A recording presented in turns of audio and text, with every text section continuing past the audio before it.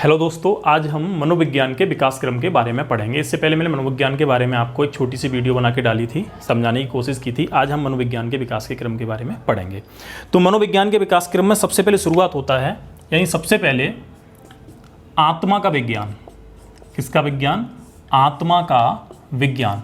तो आत्मा का विज्ञान ये कहा था किसने? अरस्तु ने।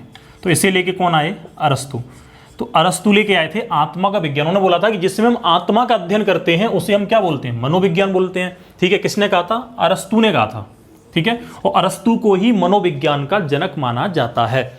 यानी मनोविज्ञान कहां से जन्म? मनोविज्ञान जो है इसकी उत्पत्ति आपकी दर्शन शास्त्र से मानी जाती है। शुरुआत की बात की जाए, स्टार्टिंग की, तो मनोविज्ञान जो है उसकी उत्पत्ति कहां से हुई थी? दर्शन शास्त्र से।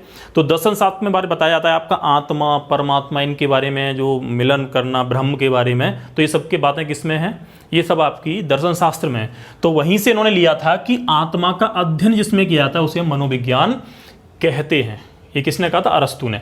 लेकिन बाद में इस परिभाषा को भी मतलब गलत साबित कर दिया गया, क्योंकि इसमें शब्द है विज्ञान। यानी हम विज्ञान में प्रत्यक्ष चीज़, यानी जो सामने है उसका हम अध्ययन करेंगे, जो हमें दिखाई देगा उसका अध्ययन करेंगे। इसमें कुछ दिखाई नहीं देगा, यानी आत्मा हम देख नहीं सकते हैं। तो उन्होंने बोला आगे चल के ये बदल गया, इसमें मन या मस्तिष्क का विज्ञान। मन या मस्तिष्क का विज्ञान, यानी सबसे पहले आत्मा का विज्ञान, उसके बाद इसका परिवर्तन हुआ, फिर ये किसमें पहुंच गया? मन या मस्तिष्क का विज्ञान। और से लेके कौन आया था? पोम्पोलॉजी। कौन लेके आए थे? पोम्पोलॉजी। तो पोम्पोलॉजी जो थे, इन्होंने कहा था कि मनोविज्ञान जो है वह आपका मन या मस्तिष्क का विज्ञान है। यानी मन या मस्तिष्क, यानी हम जो मन या मस्तिष्क का जो अध्ययन करेंगे वो किस में करेंगे? मनोविज्ञान में करेंगे। किसने कहा था? पोम्पोलॉजी ने। और पोम्पोलॉजी ने साइकोलॉजी शब्द को, साइकोलॉजी शब्द को दो भागों में बांटा, साइकी और लोगस। साइकी और लोगस। इन्होंने कहा कि साइकी यानी मन या मस्तिष्क, ठीक है, लोगस यानी अध्ययन करना, अध्ययन करना। तो उन्होंने बोला कि जिसमें हम मन या मस्तिष्क का अध्ययन करेंगे उसे बोलेंगे मनोविज्ञान। लेकिन इससे पहले साइकी प्लस लोगस को सबसे पहले दो भागों में जो विभाजित किया था वो थे आपके कौन? गैरिट। वहां बोला गया था कि आत्मा का अध्ययन करना, यहां बोला जाता है मन या मस्तिष्क का अध्ययन करना। लेकिन आगे जाने के बाद इस परिभाषा को भी गलत साबित कर दिया गया, क्योंकि मन और मस्तिष्क को भी हम नहीं देख सकते हैं। ठीक है, उसके बाद तीसरा जो विज्ञान आया था, इसके बाद आपका तीसरा जो विज्ञान आया था उसे कहा गया था चेतना का विज्ञान। चेतना का विज्ञान। ठीक है, चेतना का विज्ञान सबसे पहले आपका आत्मा विज्ञान आया था, फिर मन या मस्तिष्क का विज्ञान आया था, उसके बाद चेतना का विज्ञान। चेतना यानी एक तरह की संवेदना। क्या? संवेदना। और संवेदना किसे बोलते हैं? यानी मानसिक पीढ़ी का, मानसिक पीढ़ी का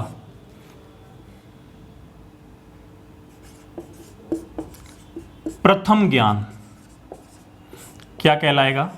संवेदना कहलाएगा।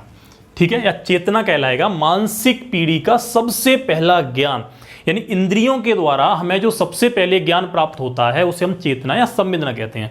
यानी हमारी 5 इंद्रियां हैं, आंख, नाक, कान, जीभ और त्वचा।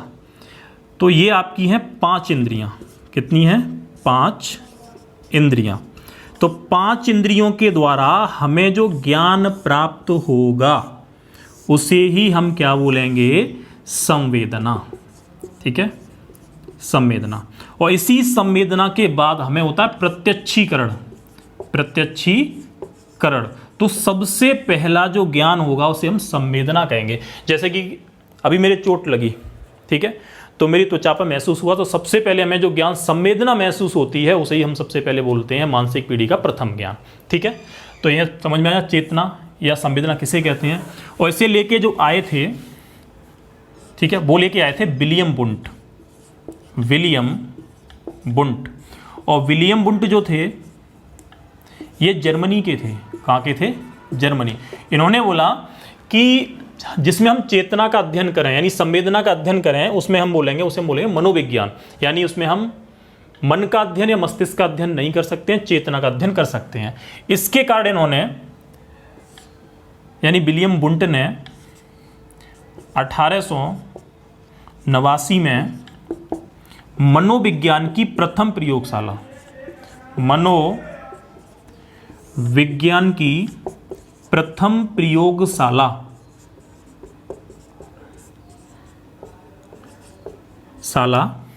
जर्मनी के लिप्जिंग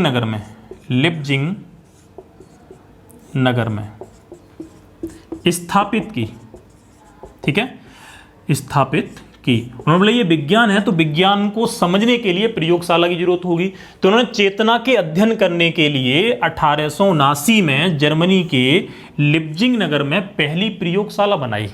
ठीक है, तो और ये पूछा जाए मनोविज्ञान की पहली प्रयोगशाला कहाँ स्थापित की गई थी? लिप्जिंग नगर में। किसने की थी? विलियम वुंट ने।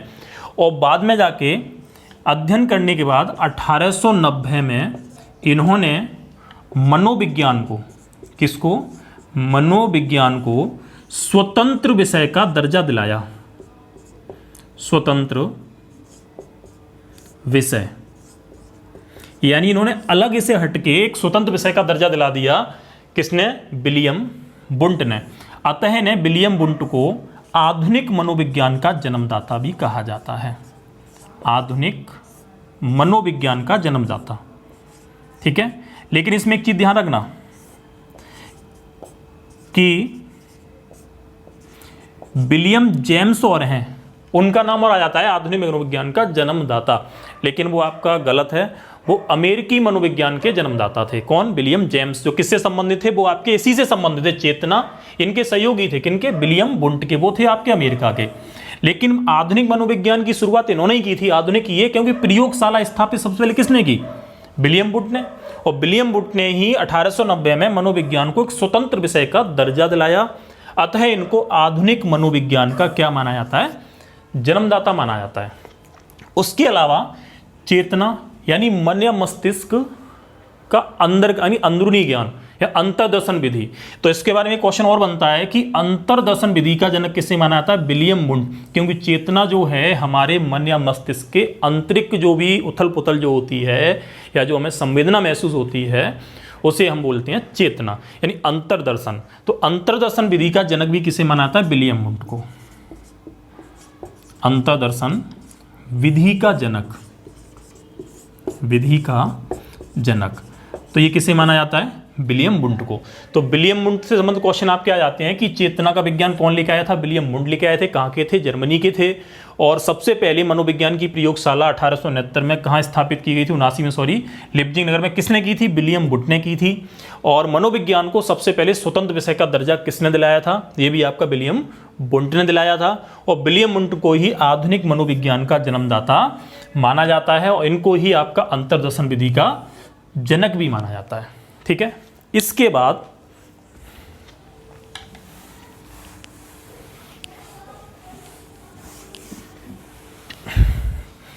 अगला जो विज्ञान आया था वो आया था आपका व्यवहार का विज्ञान। व्यवहार का विज्ञान।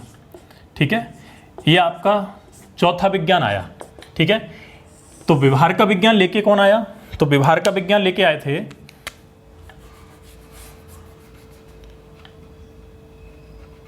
जेबी वॉटसन। ठीक है, जेबी वॉटसन। इन्होंने कहा था कि मनोविज्ञान जो है ये व्यवहार का विज्ञान है। व्यवहार यानी हमारे मन या मस्तिष्क का जो बाहरी व्यवहार जो होता है उसे हम क्या बोलेंगे? यानी बाहरी जो भी मतलब क्रियाकलाप होते हैं उसे हम बोलेंगे हम व्यवहार का विज्ञान, यानी व्यवहार बोलेंगे। ये किसने कहा था? ये आपका कहा था जेपी वॉटसन। और जेबी वॉटसन के जो सहयोगी थे जिसमें थे वीएफ स्किनर, ठीक है, पॉवलोव,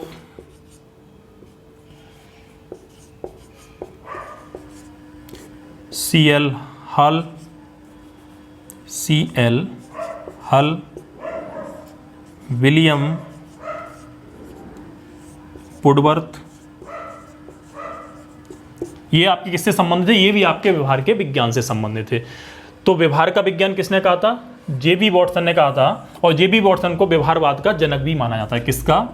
व्यवहारवाद का जनक किसे कहा जाता है? ये कहा जाता है आपका जे.बी. वॉटसन को। लेकिन बात ये आती है कि व्यवहार शब्द सबसे पहले ये किसने कहा था, यानी व्यवहार शब्द लेके कौन आया था? तो व्यवहार शब्द लेके आए थे वो आपके विलियम मैकडूगल जो थे, वो लेके आए थे आपका क्या? व्यवहार शब्द। तो व्यवहार शब्द का जनक पूछा जाए तो विलियम मैकडूगल थे, और व्यवहार के विज्ञान का, व्यवहारवाद का जनक कहा जाता है वो आपके कौन थे? जे.बी. वॉटसन थे। ठीक है, तो यहाँ तक ये समझ में आया। यानी सबसे पहले कौन सा विज्ञान आया था? आत्मा विज्ञान। कौन लेके आए थे? अरस्तु लेके आए थे। दूसरा आपका था मन या मस्तिष्क का विज्ञान। कौन लेके आया था? पोम्पोलॉजी लेके आए थे। तीसरा आपका है चेतना का विज्ञान, ये संवेदना का विज्ञान या चेतन अनुभूति का विज्ञान, ये कौन लेके आया था? ये आपका विलियम वुंट लेके आए थे, जिन्हें आधुनिक मनोविज्ञान का जन्मदाता भी माना जाता है। फिर आपके आता है कौन सा? व्यवहार का विज्ञान। ये कौन लेके आया था? ये आपका जे.बी. वॉटसन लेके आए थे। एक व्यक्ति थे, इनका नाम था विलियम वुडवर्थ। तो विलियम वुडवर्थ ने कहा था, यानी एक परिभाषा दी थी, सुन लेना, कि मनोविज्ञान ने सबसे पहले अपनी आत्मा का त्याग किया, फिर मनो मस्तिष्क को छोड़ा, फिर अपनी चेतना खोई, उसके बाद किसे अपनाया? व्यवहार को अपनाया। ये किसने कहा था? ये विलियम वुडवर्थ ने कहा था। ठीक है, तो ये मेरा छोटा सा टॉपिक था, छोटी सी कोशिश थी आपके लिए। अगर मेरी वीडियो पसंद आई हो तो इसे लाइक कर दें और मेरे चैनल को सब्सक्राइब कर दें। और उम्मीद करता हूँ ये वीडियो तुम्हें पसंद आई हो। अगर कुछ तुम्हें समझ में ना आया हो तो कमेंट करके मुझे बता सकते हैं। और अगर समझ में आ रही है मेरी जो लैंग्वेज वगैरह ये इसमें मनोविज्ञान के बारे में, तो मेरा थोड़ा मनोबल बढ़ाएं, और कोशिश करूँगा कि अगली वीडियो में आपको जल्दी प्रोवाइड करूँ। थैंक यू, धन्यवाद।